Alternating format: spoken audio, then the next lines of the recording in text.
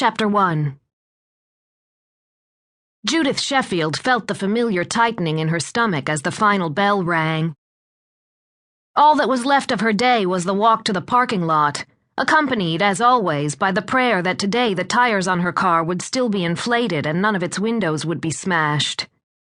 The day itself hadn't been too bad.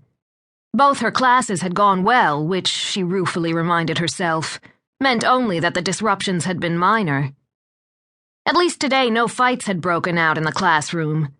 After 2 years of teaching in East Los Angeles, Judith regarded that as a victory.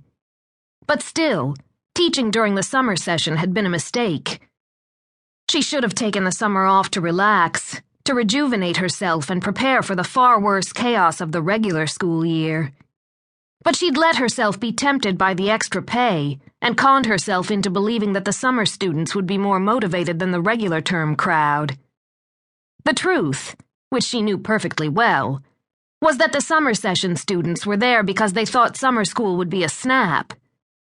Eventually they'd turned out to be right, for as Judith's energies had slowly drained through July and into August, she'd begun to slip, ignoring assignments not turned in and skipping her regular morning quizzes. As the heat and smog of the Los Angeles summer closed in, she'd even begun dismissing her second class early, eager to return to her tiny apartment in Redondo Beach, strip off her clothes, then spend the afternoon lying in the sun on the beach, listening to the surf and trying to pretend that teaching in Los Angeles would get easier as she gained more experience. It was getting harder to pretend.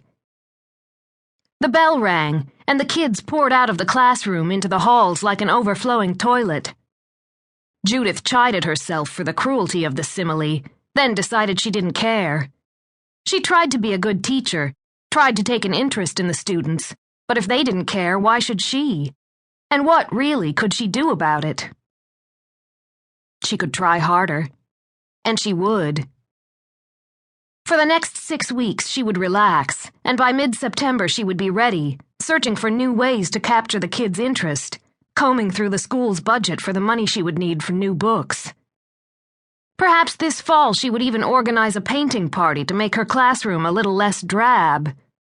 She could hustle some plaster from Bobby Lansky's father. After all, it was Bobby who had hurled the desk that had made the hole in the wall, and she herself would spring for the pizzas she'd use to bribe some of the better students into participating. She waited until the last of the kids' babble had died away, finished straightening the papers on her desk, then left her room, locking the door behind her. Warily, she glanced up and down the corridor, but it seemed deserted, and she told herself that today there would be no problems. It was the last day of summer session, and even the worst troublemakers would have been eager to get out of the building.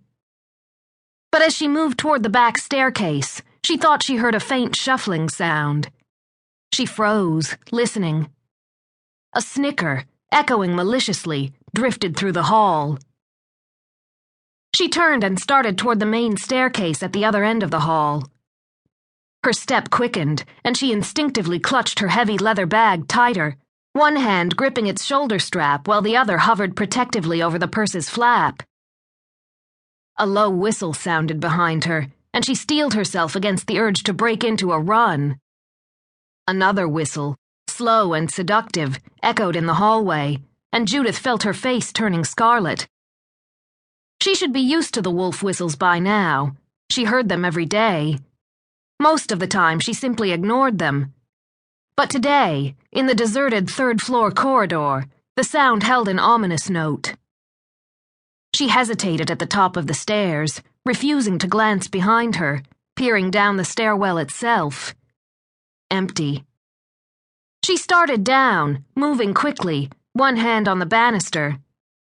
She had made the first turn and started down the 15 steps to the second-floor landing, when suddenly she heard another whistle. 2 boys she didn't recognize stepped into the wide opening provided by the double doors on the landing below. They gazed up at her, smiling mockingly. Though Judith knew they were no more than 17 or 18, their eyes seemed much older, and they slouched in the doorway with a dark malevolence. Judith paused as the familiar fear reached out to her once more. Her fingers tightened on the strap of her bag, and she slowly